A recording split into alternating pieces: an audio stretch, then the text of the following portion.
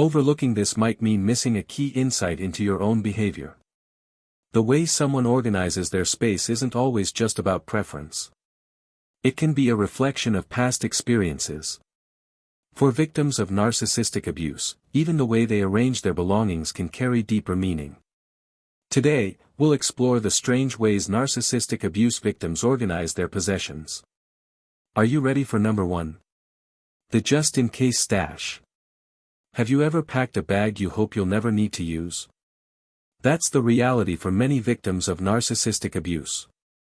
When you've lived under someone's control, especially when that control extends to your finances, movement, or even basic choices, you learn to prepare for the worst.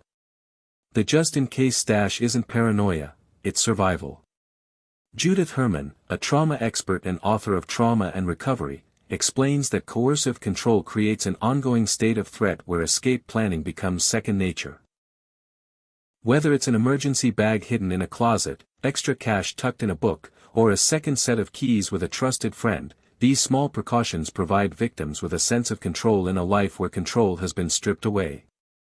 But here's the kicker, many victims don't even realize they're doing it out of trauma. You might tell yourself it's just being responsible, or that everyone should have an exit plan. And while that's true, the difference lies in the underlying fear. So, the just-in-case stash isn't about being dramatic. It's about being prepared for a reality narcissistic abuse victims know all too well. Let's talk about number 2, symmetry obsession. Does a crooked picture frame make you uneasy? When you've lived in a world where conflict could explode at any moment, you learn to find stability wherever you can.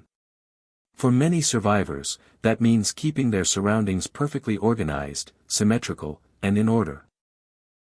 Bessel van der Kolk, author of The Body Keeps the Score, explains that trauma survivors often create structure in their environment to compensate for the unpredictability they endured. If your past was filled with emotional outbursts and shifting rules, lining things up just right might feel like a way to restore balance. In your experience, disorder didn't just mean a messy room, it meant danger. So, your symmetry obsession isn't just about tidiness. It's about reclaiming a sense of control in a world that once felt completely unpredictable. And honestly, if straightening a few books or aligning your furniture helps you breathe a little easier, there's no harm in that. Let's move on to number 3, hiding valuables in random places. When you've lived under someone who controls your every move, especially your finances, you learn to protect what little independence you have. That means stashing money in old books, hiding passports in cereal boxes, or tucking important documents under couch cushions. Shannon Thomas, author of Healing from Hidden Abuse, explains that financial control is one of the most common tactics abusers use to keep victims trapped. So, hiding valuables isn't paranoia, it's survival. If you've ever had to justify every dollar spent or feared that your essentials would be taken away, creating secret stashes becomes second nature. But here's the thing, you might still do it even when you're free. Trauma wires your brain to prepare for worst-case scenarios, even when the danger is gone. A little preparedness never hurts, just maybe write down where you hid everything. Now, let's continue to number 4, stockpiling duplicates. For narcissistic abuse victims, stockpiling duplicates isn't about being forgetful. It's about feeling safe. When you've lived with someone who used control as a weapon, even everyday objects could be taken away to make you feel powerless. Maybe they misplaced your keys when you needed to leave, hid your phone charger to cut you off from support, or threw out your personal items just to remind you who was in control. Christine Cacchiola, a coercive control expert, explains that abusers often manipulate access to resources as a way to instill fear and dependence. So, keeping backups of everything, from toothbrushes to important documents, isn't just about convenience. It's a quiet act of reclaiming control over your own life. So, if your closet looks like a mini convenience store, don't be too hard on yourself. It's not about the clutter, it's about security. Don't miss number 5, organizing by emotional safety, not practicality. Instead of storing things where they're most practical, you keep them where they feel safe. Maybe your favorite mug stays in your bedroom because the kitchen was once a battlefield of criticism and control. Maybe your important documents are in a nightstand instead of a filing cabinet because your abuser used to snoop through your paperwork. The Bryant, a psychologist and trauma expert, explains that survivors of abuse often develop safety-driven habits to reclaim a sense of control over their environment. So, while someone else might think you're being forgetful or disorganized, you're actually creating a space where you feel at ease. Bruce Perry, a psychiatrist specializing in trauma recovery, explains that our brains prioritize emotional safety over logic, especially after prolonged stress or fear. So, your shoes might be placed by the couch instead of in the closet, or your favorite book is in your car instead of on a shelf. It's not about being scattered. If it brings you peace, who cares where the mug goes? Are you still with me for number 6? Overlabeling everything. Overlabeling is a coping mechanism where individuals become hyper-aware of categorizing their belongings, emotions, or experiences. This behavior stems from the constant manipulation and gaslighting that narcissistic abusers often inflict. When nothing feels secure and your reality is twisted, it's not surprising that someone might overorganize or excessively label things to create a sense of order. It's like mentally putting everything into little boxes to make sense of the confusion. Dr. Ramani Durvasula, a psychologist and expert on narcissism, explains, narcissistic abuse creates a fog of confusion where victims struggle to trust their own instincts and perceptions.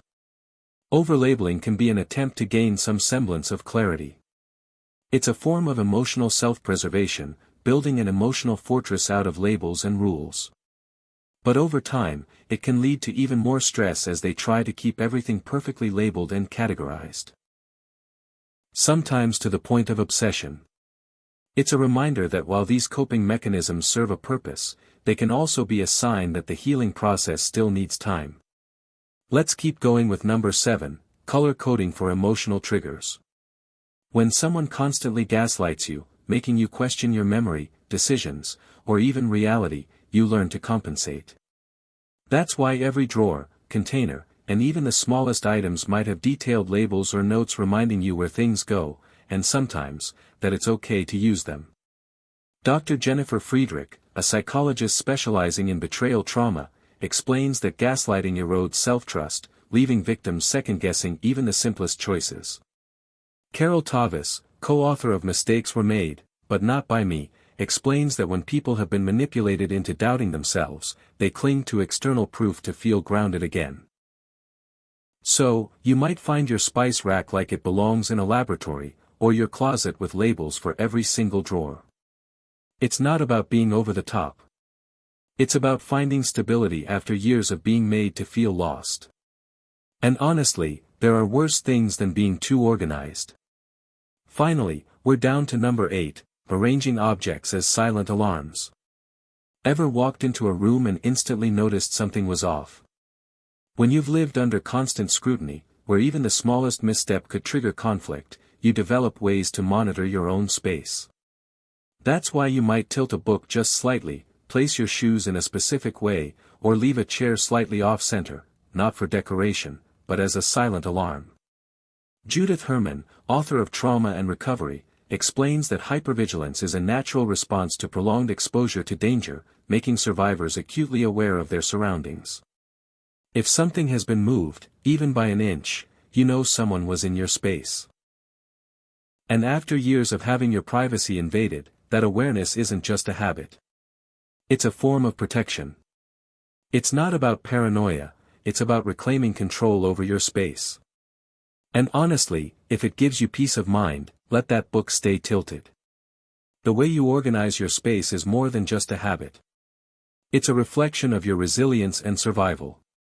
Every hidden stash, backup plan, and perfectly arranged item once served as a shield against unpredictability. Healing begins when you recognize these patterns and decide which ones still serve you. You have the power to reshape your space into one that reflects safety, freedom, and peace. No matter how you choose to arrange it, let it be a reminder that you are in control.